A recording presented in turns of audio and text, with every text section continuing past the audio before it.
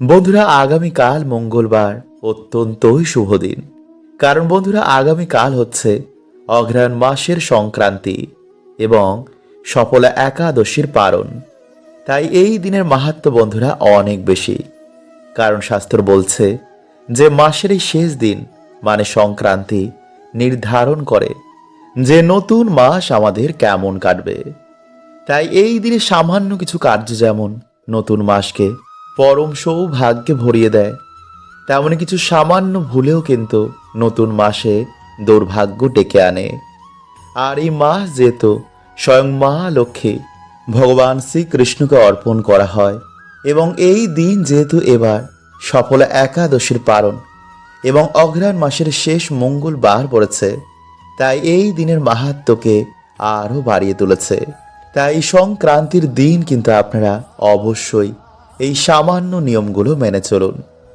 যেমন এই দিনে কোন জিনিসগুলো আপনারা বাড়ি থেকে ভুলেও কাউকেই দেবেন না, এই দিনে কি আপনারা খাবেন কি খাবেন না, কোন ফুল ফল এই দিনে পেলে পৌষ মাস আপনাদের জীবনে পরম সৌভাগ্য নিয়ে আসবে। এছাড়া এই দিনে অবশ্যই কিন্তু আপনারা সন্ধেবেলায় বাড়িতে সামান্য জিনিসটি কিন্তু জ্বালিয়ে দিন।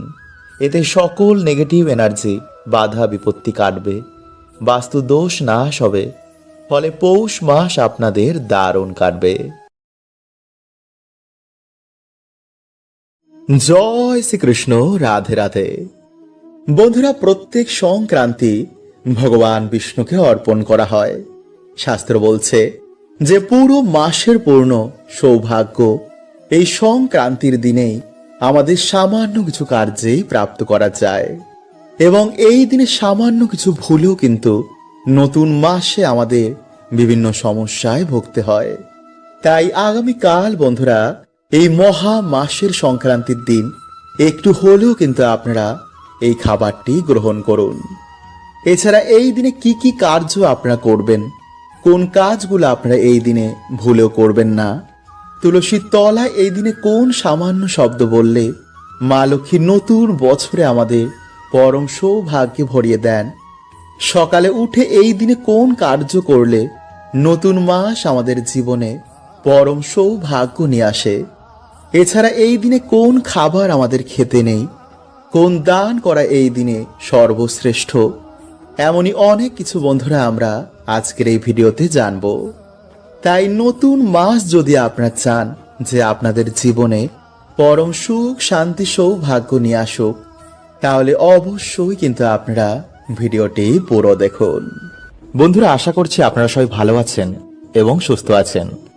যদি বন্ধুরা আপনারা আপনাদের জীবনে সুখ শান্তি সমৃদ্ধি পেতে চান বা যদি আপনার ইচ্ছা পূর্ণ করাতে চান, তো আজকে যেই প্রক্রিয়াটি আপনাদের জানাতে চলেছি তা প্রত্যেক দিন সকালে ঘুম থেকে ওঠার পর এইভাবেই নিজের মনের ইচ্ছা ঈশ্বরকে বলুন। দেখবেন কিছু দিনের মধ্যেই আপনার জীবনে সুখ শান্তিতে ভরে উঠেছে।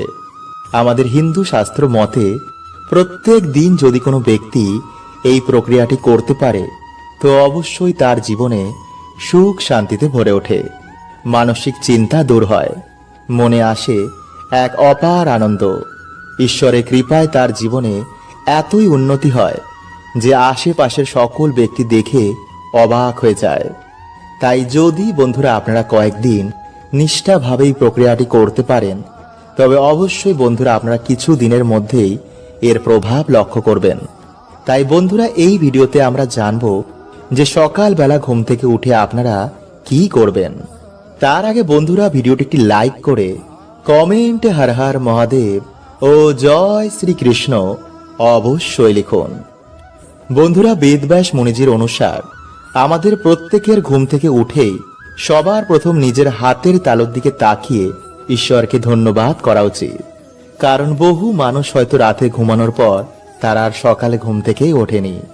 বহু মানুষ রাতের বেলায় তার প্রিয়জনকে হারিয়েছে, কিন্তু ঈশ্বরের বিশেষ কৃপা যে আমাদের সাথে বন্ধুরা এমন কোনোটাই হয়নি। তাই এর জন্য আমাদের সকালবেলা ঘুম থেকে উঠেই হাতের তালুর দিকে তাকিয়ে পরমাত্মাকে ধন্যবাদ দেওয়া উচিত। কারণ বন্ধুরা আমাদের এই হাতের তালুতে সমস্ত দেব দেবীর বাস হয়। তাই নিজের হাতের তালুর দর্শন করে মনের ইচ্ছা বললে সমস্ত দেব দেবীর আশীর্বাদ একসাথেই প্রাপ্ত হয়। সকালে উঠেই নিজের হাতের তালু দেখা অত্যন্তই শুভ বলে মানা হয়, কারণ হাতের তালুর অগ্রভাগে রয়েছে মা লক্ষ্মী। হাতের তালুর মাঝখানে বিরাজ করেন মা সরস্বতী, আর তালুর ঠিক নিচে বিরাজ করেন স্বয়ং ভগবান শ্রীকৃষ্ণ। তাই এর জন্যই আমাদের শাস্ত্রে ঘুম থেকে উঠেই হাতের তালু দর্শন করতে বারবার বলা হয়েছে। কারণ বন্ধুরা, আমি আগেই আপনাদের একটি ভিডিওতে বলেছি যে জন্মের সাথেই আমাদের ওপর তিনটি ঋণ চেপে যায়, আর তা হলো পিতৃঋণ, দেবতাদের ঋণ, আর এই প্রকৃতির ঋণ। তাই যতদিন না বন্ধুরা আমাদের এই ঋণ চুক্ত হবে, ততদিনই আমাদের জীবনে নানা রকম সমস্যা লেগেই থাকবে।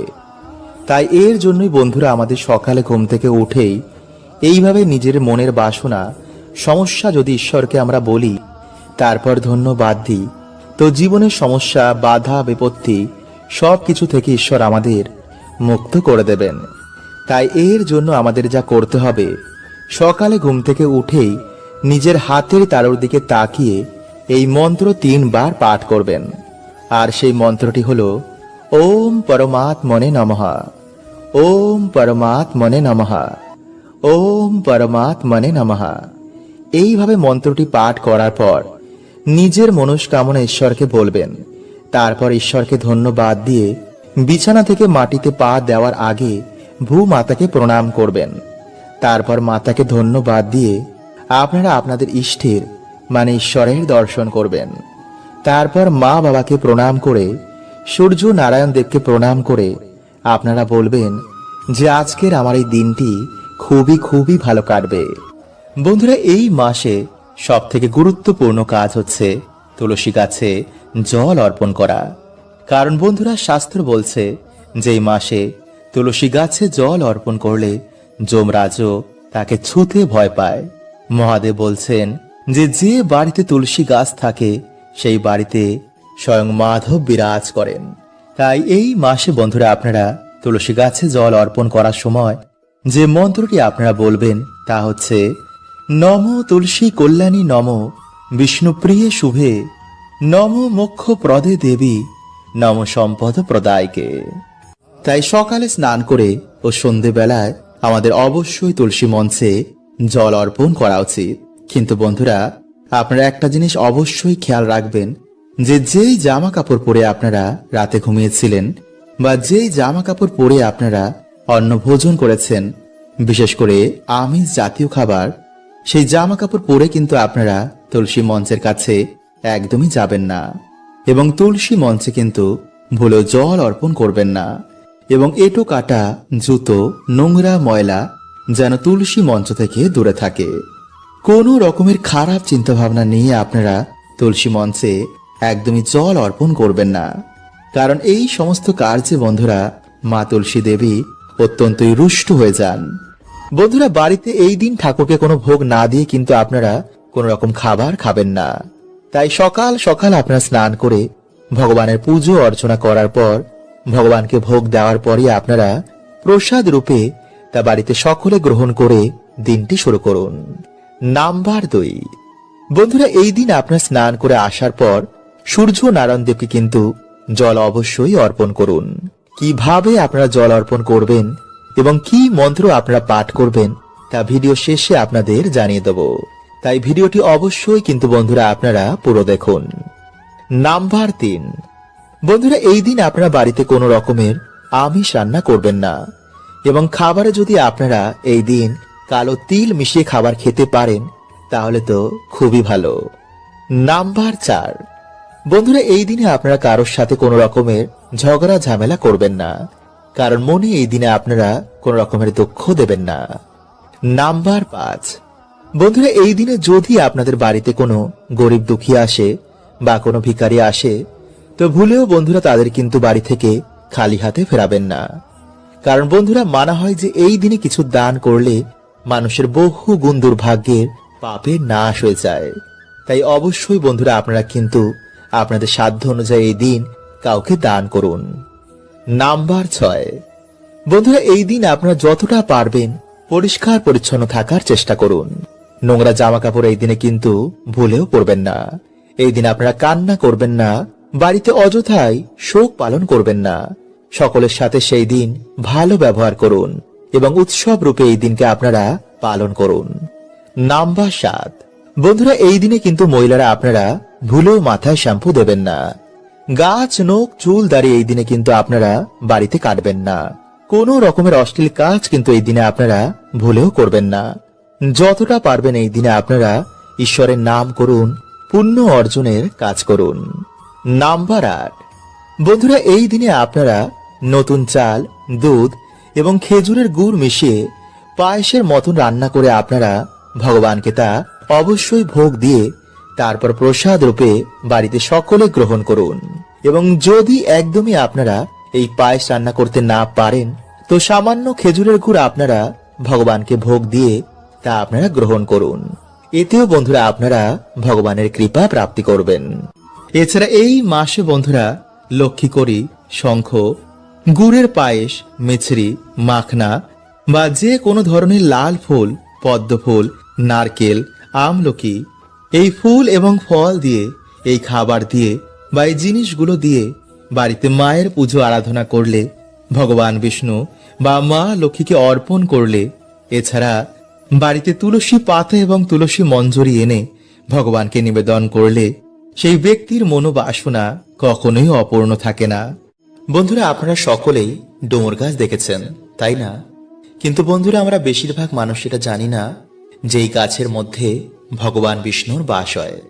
আসলে বন্ধুরা একটি পৌরাণিক কথার অনুসার যখন ভগবান বিষ্ণু নরসিংহ অবতার নিয়েছিলেন এবং তার লীলা যখন সমাপ্ত হয়ে যায়, তারপর বন্ধুরা তার নখ ডুমুর গাছের নিচে রেখে দেওয়া হয়।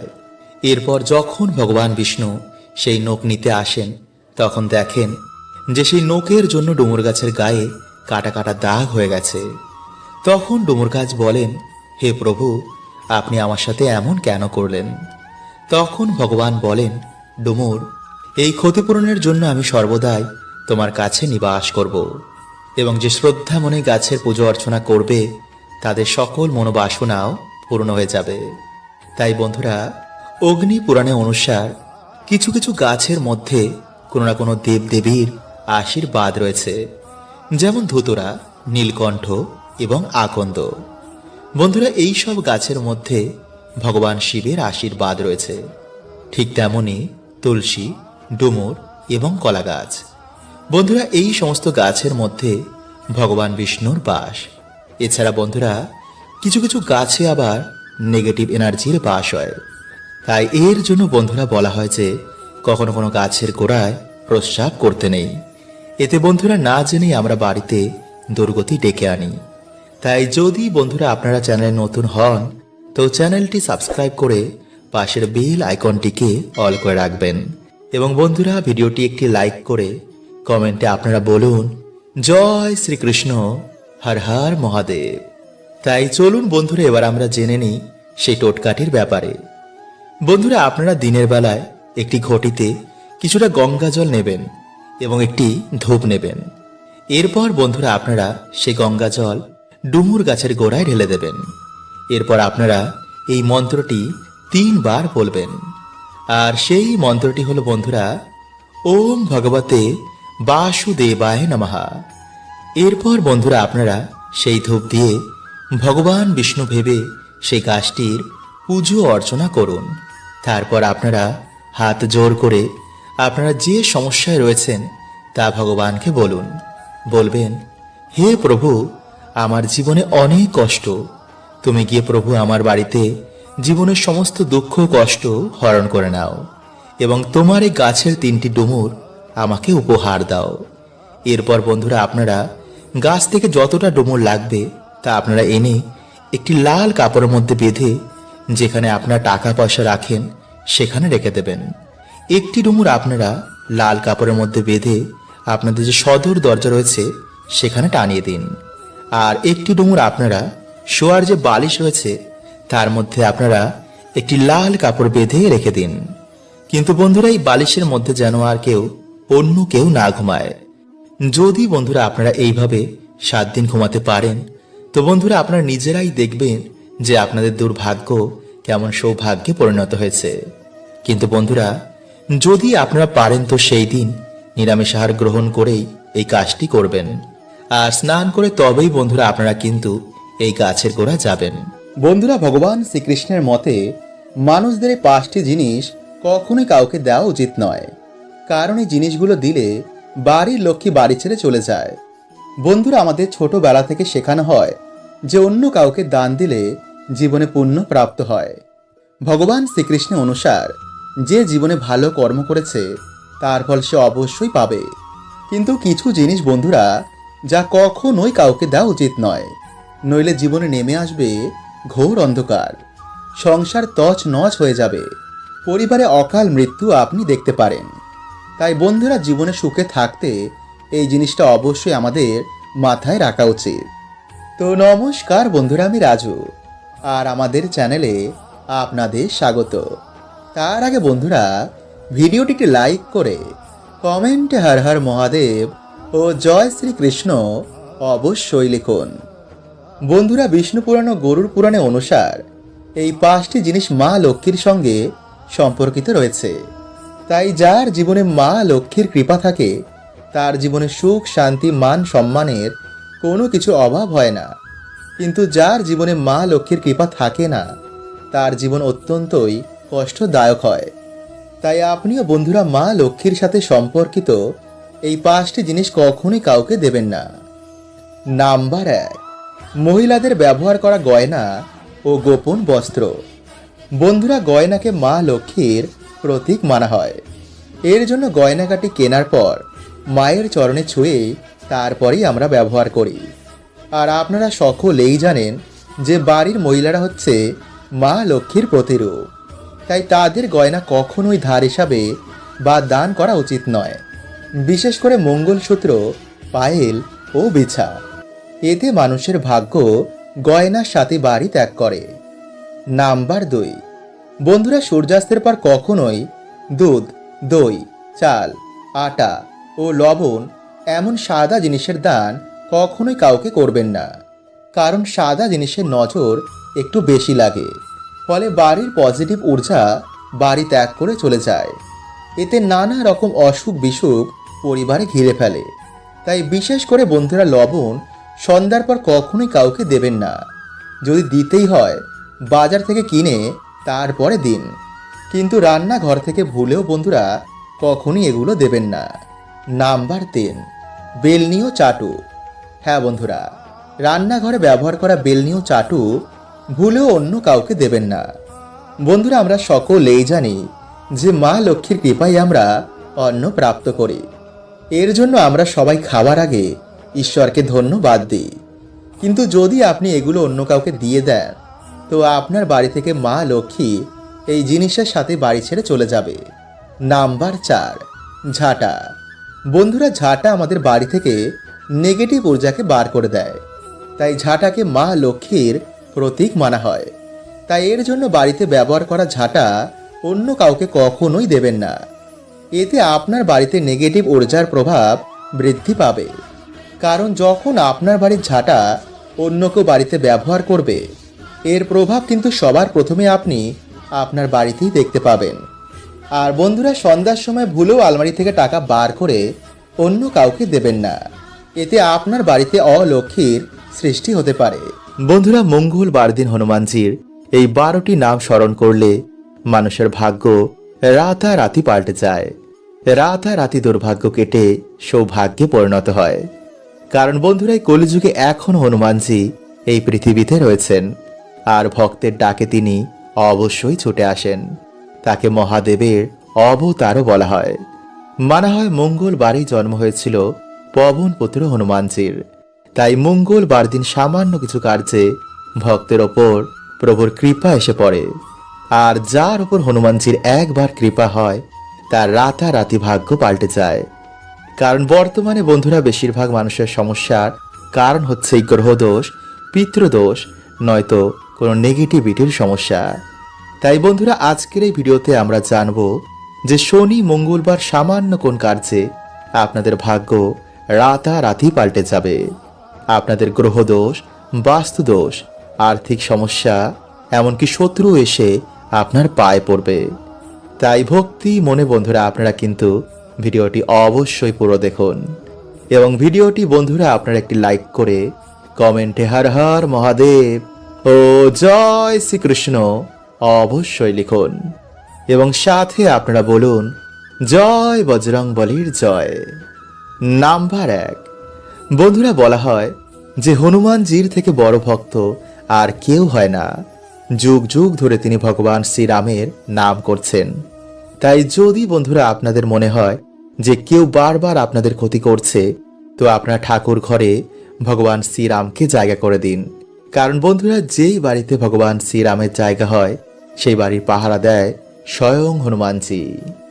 নাম্বার 2, বন্ধুরা শনি বা মঙ্গলবার আপনারা কোনো হনুমানজির মন্দিরে গিয়ে একটি প্রদীপ জ্বালিয়ে আপনি যেটা চান সেটা ভগবানকে বলুন। যদি কোনো শত্রুর নাশ চান বা আর্থিক উন্নতি চান বা পরিবারে সুখ শান্তি চান, সেটাই বলবেন। এবং এরপর আপনারা মন্দিরে বসে ভগবান শ্রীরামকে প্রণাম করে হনুমান চল্লিশা বা হনুমানজির যে কোনো মন্ত্র পাঠ করুন। আর তা হচ্ছে ওম নমো ভগবতে হনুমন্তে নমো। এছাড়া বন্ধুরা আপনারা যদি খুবই বিপদে থাকেন বা খুব সংকটে পড়েন, তো আপনারা হনুমানজির এই বীজ মন্ত্র হাতে জল নিয়ে ভগবান শ্রীরামকে স্মরণ করে 108 বার জপ করবেন। আর তা হচ্ছে ওম এম ভ্রীম হনুমতে শ্রীরাম দূতায় নমঃ। বন্ধুরা এই মন্ত্র যেদিন আপনারা জপ করবেন সেদিন কিন্তু অবশ্যই আপনারা নিরামিষ ও ব্রহ্মচর্য পালন করবেন। আমিষ খেয়ে বা সঙ্গ করে কিন্তু আপনারা এই মন্ত্র একদমই জপ করবেন না। নাম্বার 3, বন্ধুরা মঙ্গল বা শনিবার দিন আপনারা গুড়, তিল, লাল কাপড়, মুসুরির ডাল, তামার বাসন এগুলো যদি দান করতে পারেন, তো বন্ধুরা দুর্ভাগ্যের নাশ হয়ে যায় এবং শনি বাধাও এতে কেটে যায়। এছাড়া মঙ্গলবার দিন হনুমানজির চরণের সিঁদুর দিয়ে তিলক কাটলে কখনো শনিদেব সেই ভক্তকে বক্রদৃষ্টি দেন না। তাই এই কার্য বন্ধুরা আপনারা প্রত্যেক মঙ্গলবার কিন্তু অবশ্যই করুন। নাম্বার 4, এছাড়া বন্ধুরা মঙ্গলবার দিন হনুমানজিকে লাড্ডু, কলা, হালুয়া এগুলো ভোগ হিসাবে দিলে হনুমানজি অবশ্যই আসেন। এবং মঙ্গলবার দিন স্নানের জলে কালো তিল মিশিয়ে স্নান করে 11 বার রাম নামের জপ করলে মানুষের দুর্ভাগ্য তাড়াতাড়ি কেটে যায়। কারণ হনুমানজি এই কার্যে অত্যন্তই প্রসন্ন হন এবং তার কৃপা সদৈব সেই বাড়িতে বজায় থাকে। এবং বন্ধুরা সন্ধেবেলায় আপনারা মঙ্গলবার দিন ভগবানের পুজো অর্চনা আরতি করার পর বাড়ির যে সদর দরজা রয়েছে তার বাইরে আপনারা একটি কর্পূর জ্বালাবেন। এতে বন্ধুরা আপনাদের বাড়ি বাস্তুদোষ নাশ হয়ে যাবে। তো চলুন বন্ধুরা এবার আমরা জেনে নিই যে হনুমানজির 12টি নাম, যা মঙ্গলবার দিন স্মরণ করলেই মানুষের জীবন থেকে দুর্ভাগ্যে নাশ হয়ে যায়। আর তা হচ্ছে ওম হনুমান, ওম বায়ুপুত্র, ওম মহাবল, ওম অঞ্জনী সুত, ওম রামেষ্ঠ, ওম ফাল্গুন সখা, ওম পিঙ্গাক্ষ, ওম উদধি ভ্রমণ, ওম অমৃত বিক্রম, ওম সীতা শোক বিনাশন, ওম লক্ষণ প্রাণদাতা, ওম দশগ্রীব দর্পহা। বন্ধুরে 12টি নাম স্মরণ করলে মানুষেরা দীর্ঘায়ু, রোগ মুক্ত হয় এবং আর্থিক উন্নতি হয় এবং সংসারে সুখ শান্তি বজায় থাকে। হরে কৃষ্ণা। ওম নমঃ শিবায়।